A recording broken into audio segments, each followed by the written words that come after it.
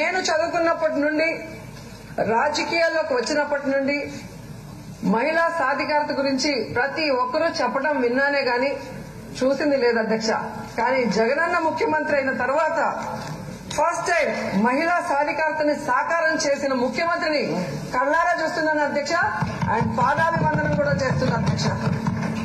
అధ్యక్ష, అమ్మ జన్మనిస్తే అన్న జీవితాన్ని ఇస్తారంటారు. ఇంతకు ముందే చెప్పాను అధ్యక్ష, నాకు 2 అన్నలు ఉన్నారు.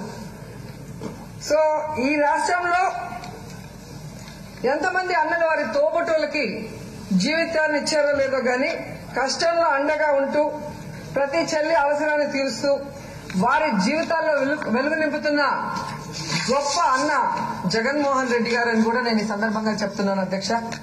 నాకు 3 అన్నలు అధ్యక్ష. 2 అన్నలతో పాటు దేవుడిచ్చిన అన్న జగన్మోహన్ రెడ్డి గారు అధ్యక్ష. నా విషయంలోనే నేను చెప్పగలను అధ్యక్ష.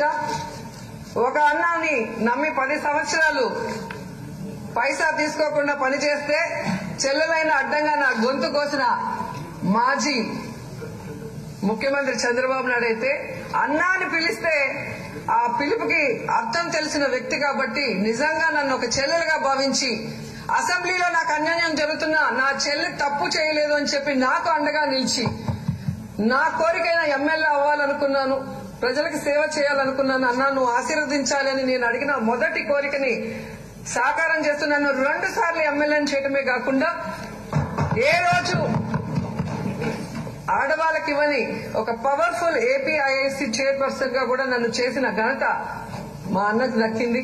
సో అలాంటి అన్నని నాకు దేవుడిచ్చినందుకు ఈ సభ ద్వారా దేవుడికి కూడా కృతజ్ఞతలు తెలియజేసుకుంటున్నాను అధ్యక్ష.